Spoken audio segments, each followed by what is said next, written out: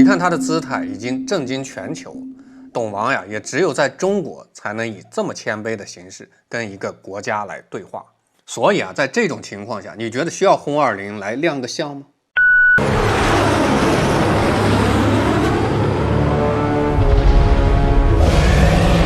錦霞風城見未明，暗藏雷電引崢嶸。莫言風雨頻催促，靜看雲開世太平。前陣子啊，網上風聲鶴唳，江湖盛傳特朗普要來了，咱們是不是該把轟20寄出來，給遠方的客人接風洗塵？更有甚者，把轟20的缺席啊當成了某種技術瓶頸的證據。哎，這就叫以禮策海。結果呢，特朗普啊來去匆匆，轟20啊依舊神龍見首不見尾，藏在迷霧裡紋絲不動。這下網友啊徹底炸鍋，為啥不趁這個時候亮相？怕了嗎？不會是技術卡殼造不出來了吧？難道是藏着太久锈住了？更有外媒啊阴陽怪氣，說中國呀放棄轟20，轉搞无人機去了，把咱們的戰略定力啊當成了能力不足。本期視頻啊，咱們就從轟20的引申的3個深層邏輯，到硬核真身揭秘，到亮相時刻預判，到對中國的5大質變，對世界的4大格局顛覆，帶你看看為什麼轟20不急着衝出江湖，以及它一旦出鞘究竟意味着什么。全程高能，建議點讚收藏，反復棄品。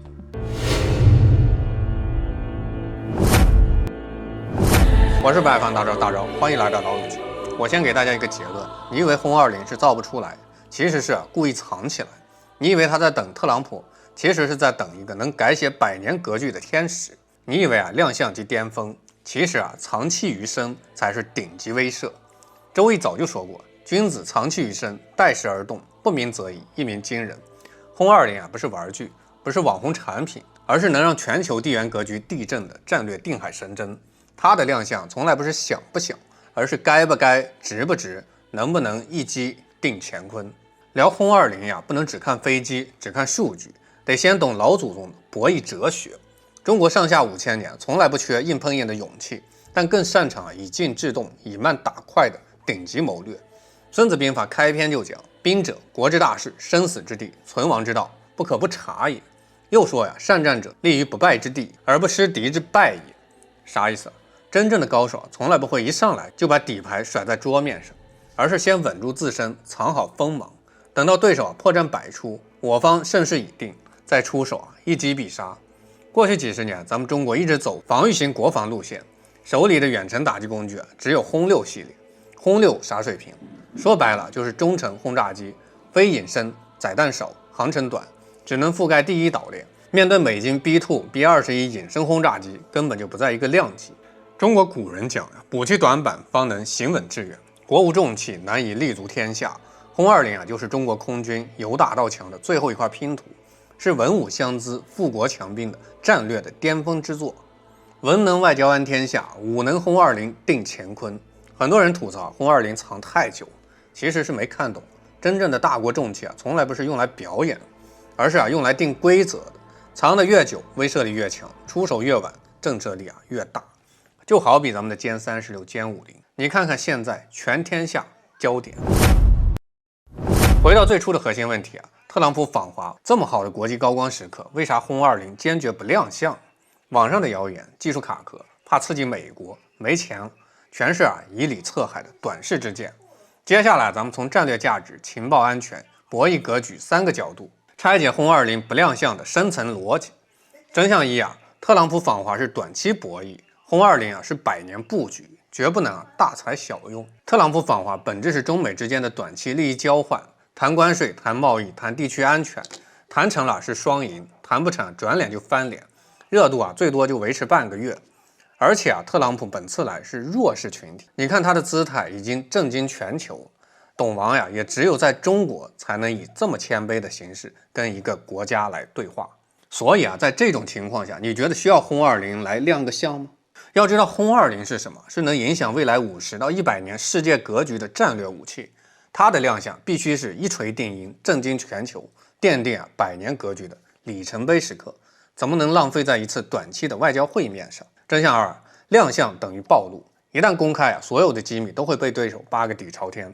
這是最核心、最容易被普通人忽略的情報安全痛點。很多人覺得亮相就是拍幾張照片官宣一下，太天真。對於隱身戰略轟炸機這種頂級武器，每一個細節都是致命機密。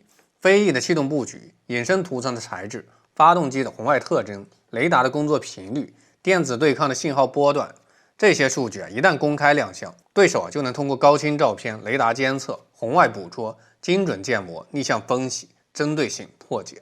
美軍這些年早就把轟20當成頭號威脅，瘋狂的搜集情報、模擬推演，就等咱們亮相，好拿到完整的數據，提前研制反制武器。現在轟20藏着，对手只能靠猜、靠推測，所有防御部署都是盲猜，每年要燒到几千億美金在無效的防御上。而一旦亮相呢，对手瞬間就心裡有底兒，直接針对性的優化防空系統，研发反隱身雷達，轟20威慑力直接減半。要知道，懸而不落的達摩克利斯之劍永遠比落地的劍更嚇人。這就是轟20藏而不露的頂級威懾邏輯。真相3現在亮相性價比為0，最佳時機呢，從來不是別人來的時候，而是我們需要的時候。很多人被帶節奏覺得特朗普來等於最佳時機，完全搞反了邏輯。轟20的亮相從來不是配合別人的檔期，而是契合自己的戰略節奏。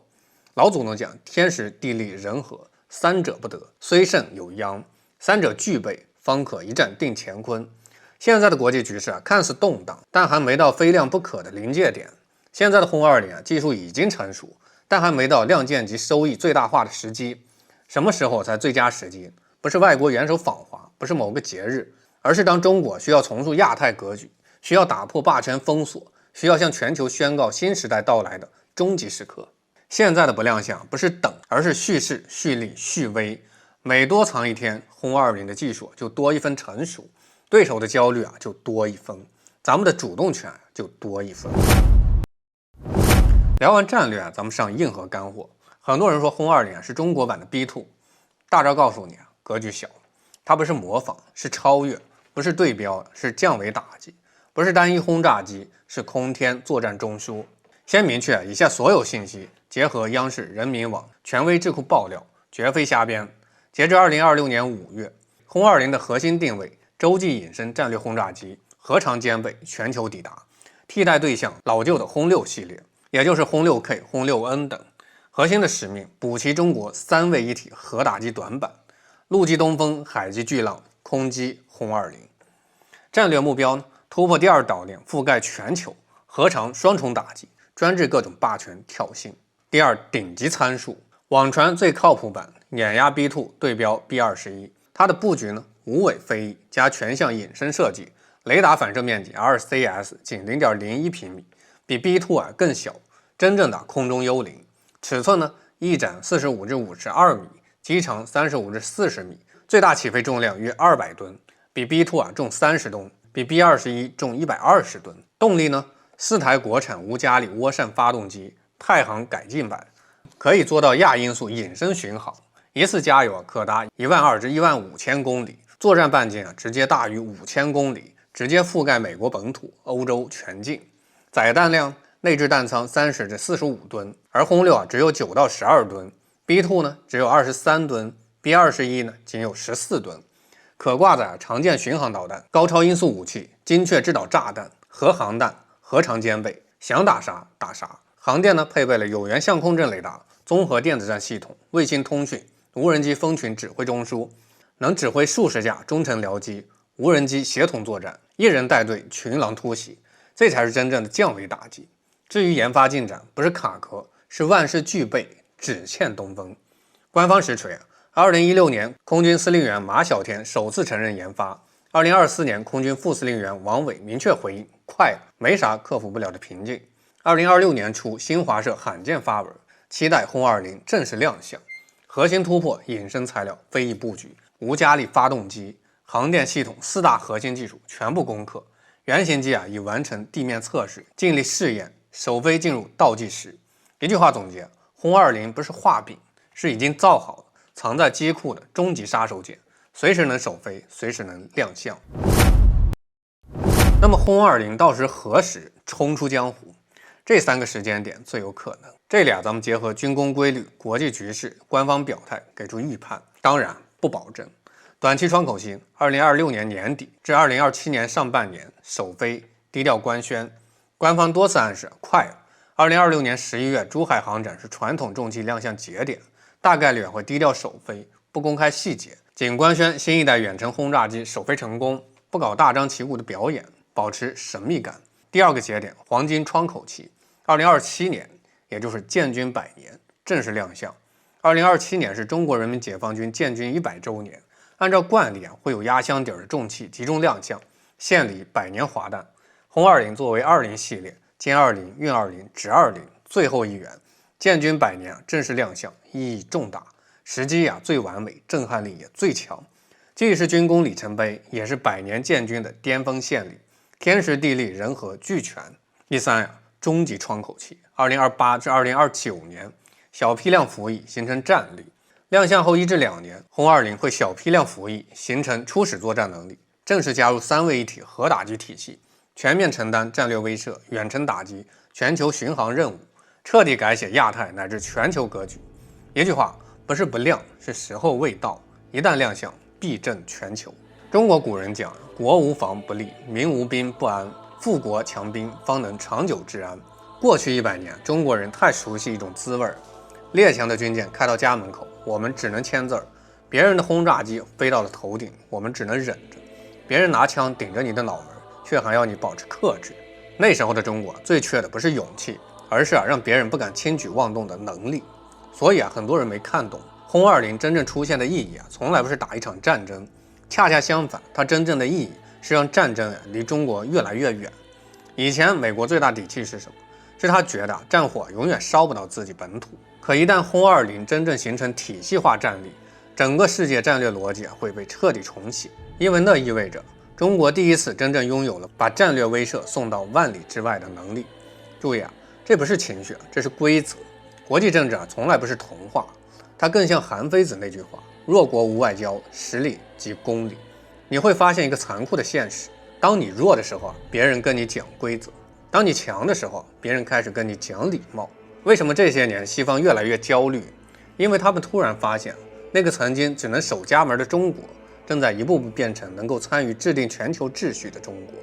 而轟20就是那張真正意義上的全球戰略空軍入場券。它不只是飛機，它是國家工業體系的巔峰答卷，中國航空工業幾十年的厚積薄發，大國戰略意志的具象化，更是中国從被動防禦邁向戰略威慑的歷史分水嶺。所以很多人總問，殲20到底什麼時候出來？我反而覺得真正重要的不是它什麼時候出來，而是當它出来的時候，世界会突然意識到，那个曾經被人堵在島鏈裡的中國，已經悄悄完成了從追趕時代到定義時代的轉身。我是白放大招大招，點讚關注，下期再見。